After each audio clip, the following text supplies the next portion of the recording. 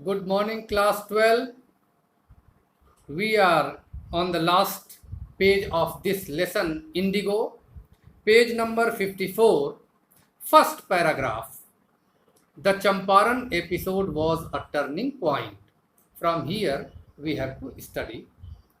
The Champaran episode was a turning point in Gandhi's life. Bharat में आने के बाद साउथ अफ्रीका से तमाम तरह की एक्टिविटीज़ जो थी देश को आज़ाद करने के लिए, उसमें गांधी जी शामिल हो रहे हैं और अंग्रेज़ों को भारत से निकालने की उन्होंने ठान ली है।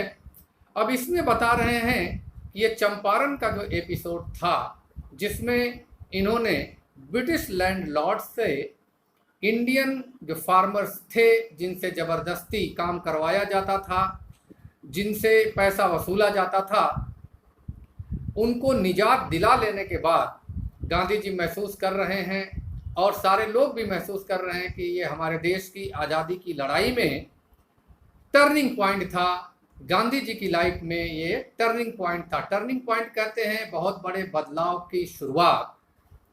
What I did he explain, अपने इंटरव्यूअर को, लुई फिशर हैं, उनको ये बतला रहे हैं कि मैंने क्या किया।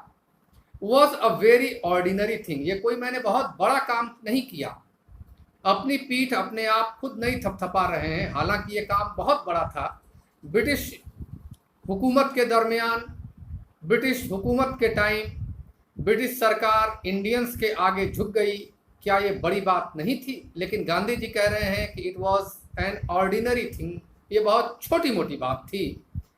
आई declared that the British could not order me about in my own country. मैंने इस घटना के जरिए यह ऐलान कर दिया, डिक्लेयर कर दिया कि मेरे अपने ही देश में ब्रिटिश मुझे ऑर्डर नहीं कर सकते कि तुम ये करो और तुम वो मत करो, ये हमारे लॉर्ड नहीं हो सकते हैं। But Champaran did not begin as an act of defiance. Defy करना मतलब अपने से ऊंचे ओहदे पर बैठे हुए इंसान की बात को न मानना। तो वो बता रहे हैं कि Champaran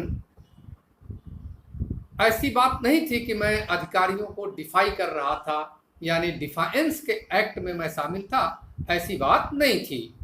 it grew out of an attempt to alleviate the distress of large number of poor peasants. ये जो थी मेरी कोशिश थी कि मैं एलिविएट कर सकूं। एलिविएट मतलब कम करना, डिस्ट्रेस मीन्स परेशानी को। A large number of farmers जो थे, पेजेंट्स जो थे चंपारण में, जो इतने परेशान थे, उनकी परेशानियों को कम करने की मेरी कोशिश का ये नतीजा था। मैं डिफाइंस के एक्ट में शामिल नहीं था। This was the typical Gandhi pattern, यही गांधी जी की खासियत थी, उनके काम का तरीका था। His politics were intertwined with the practical day-to-day problems of millions. Gandhi ji की जो राजनीति थी वो मिलियंस लोगों की जो प्रैक्टिकल और डे टू डे रोज़मर्रा की जिंदगी को प्रभावित करने वाले जो प्रॉब्लम्स थे, उनको वो अपनी लड़ाई का हथियार बनाते थे। बड़े बड़े मुद्दों की बात नहीं करते थे। His was not a loyalty to abstractions, बड़ी बड़ी बातें जिनको राइटर एब्स्ट्रैक्शंस का नाम दे रहा है। एब्स्ट्रैक्शन वो चीज़ होती है जिसकी न कोई शक्ल हो, न सूरत हो, न कोई रूप हो। तो ऐसी बड़ी बड़ी बातें नहीं करते थे। वो लोगों की रोज़मर्रा की जो छोटी छोटी बातें हुआ करती थी, जो परेशान करती थी, उनको वो अपने आंदोलन का या अपनी लड़ाई का मुद्दा बनाते थे। It was a loyalty to living human beings, ये इंसानों के दुख दर्द को कम करने की इनकी लड़ाई थी, बड़ी बड़ी बातें नहीं करते थे। In everything Gandhi did moreover he tried to mould a new free Indian who could stand on his own feet and thus make India free. और जितनी भी चीज़ें गांधी जी करते जा रहे थे, उसमें मोल्ड करना यानी सांचे में ढालना, इंडियंस को एक ऐसे सांचे में ढाल रहे थे जिससे वो खुद अंदर से अपने आप को मजबूत समझे और इंडिया को फ्री करने में अपना योगदान दे सके। Early in the Champaran action, जब चंपारण का एक्शन शुरू हुआ, जब राजकुमार शुक्ला के बुलावे पर जब उसने आकर के अपनी परेशानियां इनको बतलाई, तो इन्होंने जब चंपारण का एपिसोड शुरू किया, Charles Freer Andrews, an the English pacifist who had become a devoted follower of Mahatma. Charles Freer Andrews ये शांतिवादी था, पैसिफिस्ट कहते हैं शांतिवादी को। ये लड़ाई झगड़े में विश्वास नहीं करता था, ये गांधी जी का फॉलोअर बन गया था। डिवाउट का मतलब बहुत ज़्यादा, बहुत बड़ा भक्त बन गया था। Came to bid Gandhi farewell before going on a tour of duty to Fiji islands. उसे फिजी आइलैंड्स जाना था, तो गांधी जी को गुड बाय कहने के लिए वो आया। Gandhi's lawyer friends thought it would be a good idea for Andrews to stay in Champaran and help them. तो गांधी जी के जो लॉयर फ्रेंड्स थे, गांधी जी के पास जा करके कह रहे हैं कि ये अंग्रेज है, हमारे साथ रहेगा, आपका फॉलोअर है, हमारे तरफ से ये लड़ाई लड़ेगा अंग्रेजों के ही खिलाफ, तो हमारी लड़ाई आसान हो जाएगी। Andrews was willing if Gandhi agreed. Andrew बोला कि अगर गांधी जी चाहें, वो एग्री करे, तो मुझे यहाँ रुकने में कोई प्रॉब्लम नहीं है। But Gandhi was vehemently oppose. लेकिन गांधी जी ने इसका बुरी तरह से विरोध किया कि इसकी क्या जरूरत है हमें। He said, you think that in this unequal fight it would be helpful if we have an Englishman on our side. Gandhi ji ने वकीलों को धिक्कारते हुए बोला कि ये फाइट जो है अनइक्वल है।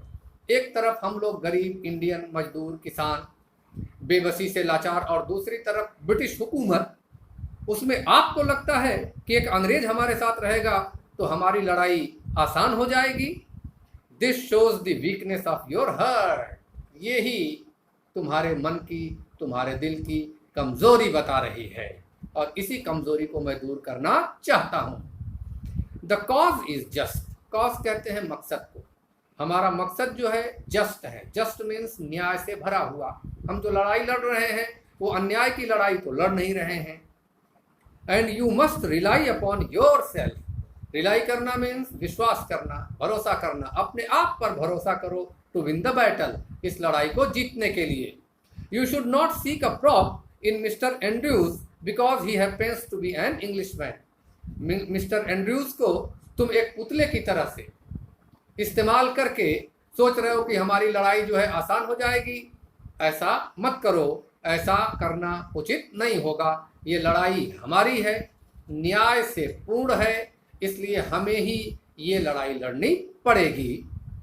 ही had read our minds correctly. Rajendra Prasad comments. Rajendra Prasad बताते हैं कि बात तो यही थी, हमारे दिमाग में तो यही बात चल रही थी कि ये अंग्रेज है और हमारे साथ रहेगा तो हमारी लड़ाई आसान होगी। दुनिया भी कहेगी कि देखो अंग्रेज भी अंग्रेजों द्वारा इंडिया में किए गए अन्याय के खिलाफ है। तो गांधी जी ने हमारे माइंड को तो करेक्टली पढ़ ही लिया था, बात तो यही चल रही थी हमारे दिमाग में। And we had no reply. हमारे पास कोई जवाब नहीं था। Gandhi in this way taught us a lesson in self reliance. Self reliance कहते हैं आत्मनिर्भरता को। इस तरीके से गांधी जी ने हमें सेल्फ रिलायंस का पाठ पढ़ाया। In self reliance, Indian independence and help to sharecroppers were all bound together. तो इस चैप्टर में हमने देखा कि आत्मनिर्भरता, भारत की आज़ादी और शेयर क्रॉपर्स को जो हेल्प करना था, ये सब चीज़ें एक दूसरे से किस तरीके से जुड़ी हुई हैं। So children, this way this chapter, which is very important chapter from the point of view of your intermediate examination, very important chapter, this chapter has been finished. I hope you enjoyed this chapter and you understood this chapter well. Thank you very much.